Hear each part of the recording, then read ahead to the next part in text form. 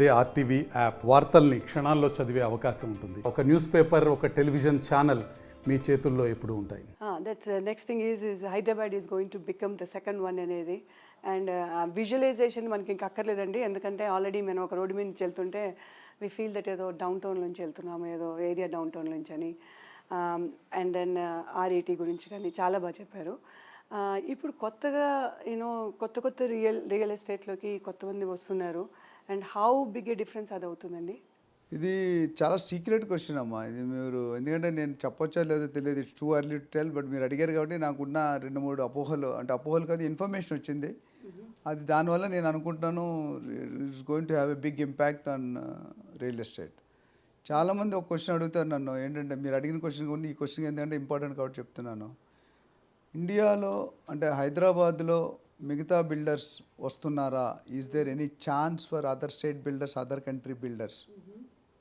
Right, it's a very fantastic question. Already Prestige మన దగ్గర Bengaluru builders ఉన్నారు, ఢిల్లీ బిల్డర్స్ డిఎల్ఎఫ్ వచ్చారు, ముంబై బిల్డర్స్ లోదా వచ్చింది.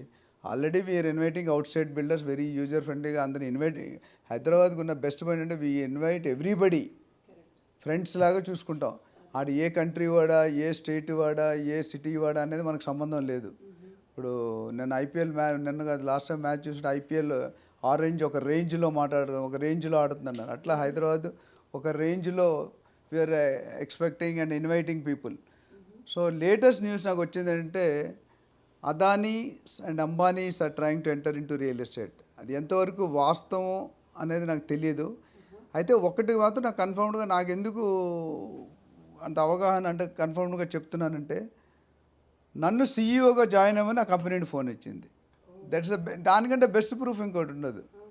దే సీన్ మై ప్రొఫైల్, ఎవరు ఎంక్వైరీ చేశారు అంటే నాకు ఇంట్రెస్ట్ లేదు, వేరే సంగతి. సో దే ఇప్పుడు టాలెంట్ ఎక్విజిషన్ అంటారు. మీరు హెచ్ఆర్లో మీరు చూసుకుంటే కనుక HRD is different, talent acquisition. అందులో నన్ను భాగంగా they identified what is my profile, what is my experience. అంటే నార్మలీ మల్టీఫేస్టెడ్ ఎక్స్పీరియన్స్ ఉన్న వాళ్ళు చాలా తక్కువ మంది ఉంటారు, ఎస్పెషల్లీ రియల్ ఎస్టేట్లో. ఎందుకంటే రియల్ ఎస్టేట్ అనేది ఏంటంటే మన చిన్నప్పుడు ఎందుకు పనికిరానోడు రియల్ ఎస్టేట్లో వస్తాడని అర్థం. కరెక్టా కదా? ఎందుకు పనికిరానోడు రియల్ ఎస్టేట్కి వస్తాడని అంటారు. సో అది ఒకప్పుడు మాట కరెక్ట్ అండి. నేను మొన్న కూడా చెప్పాను మీకు, RRR అంటే మీకు ఏం తెలుసు madam? What do you know about RRR? RRR movie. ఇంకేం తెలుసు? Ring road, outer ring road, regional ring road. నేను ఒక కొత్త RRR చెప్తాను, లాస్ట్ టైం కూడా చెప్పాను, మళ్ళీ ఒకసారి. రియల్ ఎస్టేట్, రాజకీయం, రౌడీజం, ఈ 3 RRR. ఏమన్నాను? రాజకీయం, రౌడీజం.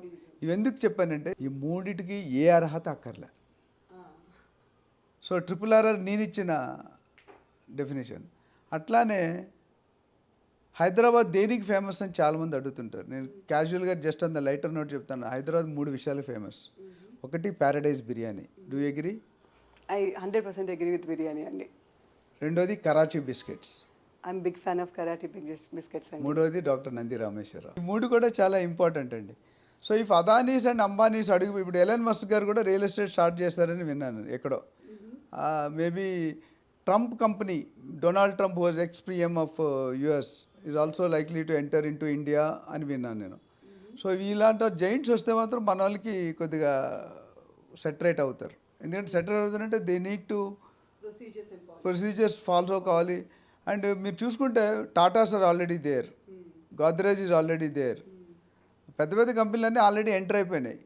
అయితే వాళ్ళకి మనకి తేడా ఏముందంటే local company Tatas doesn't deal with black element, అంటే క్యాష్ ఎలిమెంట్తో డీల్ చేయరు. సో గోద్రేజ్ డీల్ చేయరు. బట్ ఇండియాలో ఇంకా హైదరాబాద్ మిగతా ఏరియాలో కూడా కొన్ని కల్చర్. మన సీఎం గారు కూడా చెప్పారు, ఎలక్షన్ టైంలో రియల్ ఎస్టేట్ ఎందుకు తక్కువ అవుతుంది అంటే క్యాష్ లిక్విడిటీ మూవ్మెంట్ ఉండదు.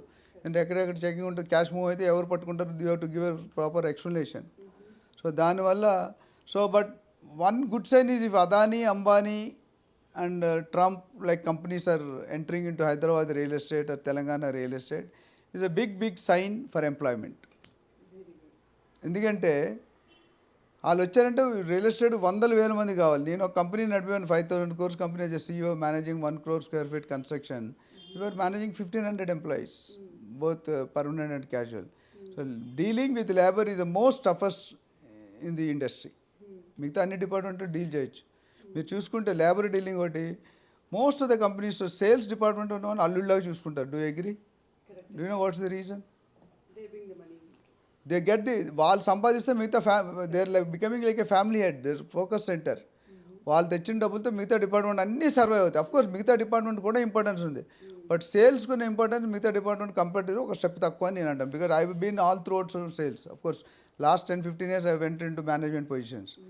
సో నేను ఒక విధంగా హ్యాపీ అవుతున్నాను, ఒక విధంగా హ్యాపీ లేను. I will give you pro and con. ఎందుకంటే it's a good sign that big people are entering into real estate, and Telangana is going to spoken around the world level now. Hyderabad is already being spoken. I think slowly with the 2051 master HMDA plan of Telangana, it's going to highlight across the globe. Number 2, వీళ్ళు వచ్చారంటే negative part ఏంటంటే మన వాళ్ళని ఎక్కడ తొక్కేస్తారో ఒక భయం అయితే ఉంది. If you don't follow the quality, if don't have a good pricing. ఎందుకంటే పెద్దవాళ్ళు జైంట్స్ తలుచుకుంటే ఒక ఎగ్జాంపుల్ చెప్పి క్లోజ్ చేస్తాను. ముఖేష్ అంబానీ గారు ఒక కాఫీ షాప్కి వెళ్ళారంట. ఎక్కడో చదివాను నేను, వీడియోలోనూ చదివాను. ఆ ఓనర్ని దాని వాల్యూ బేబీ ఒక 1 crore ఉంటుందంట రఫ్గా అమ్మేస్తే.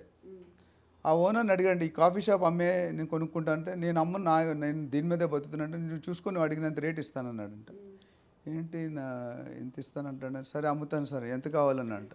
ఆయన 10 కోట్లు చెక్ రాసి ఇచ్చాడంట ముఖేష్ అంబానీ గారు. అని అనుకుంటాం, సార్ మీరు ఎంత పిచ్చోళ్ళు సార్, నేను 1 కోటి రూపాయలది 10 కోట్లు చెప్పానంటే నువ్వే పిచ్చాడు అని చెప్పారంట. నువ్వు 100 కోట్లు అడిగిన ఇచ్చావు, మా నాన్న ఇక్కడ కాఫీ కూర్చొని తాగాడు కాబట్టి ఇది కొంటున్నానని చెప్పాడంట. So that is the power of money. మన 1000 crores ఖర్చు పెట్టి కొన్ని లక్షల కోట్లు బిజినెస్ జరిగిందని విన్నాను.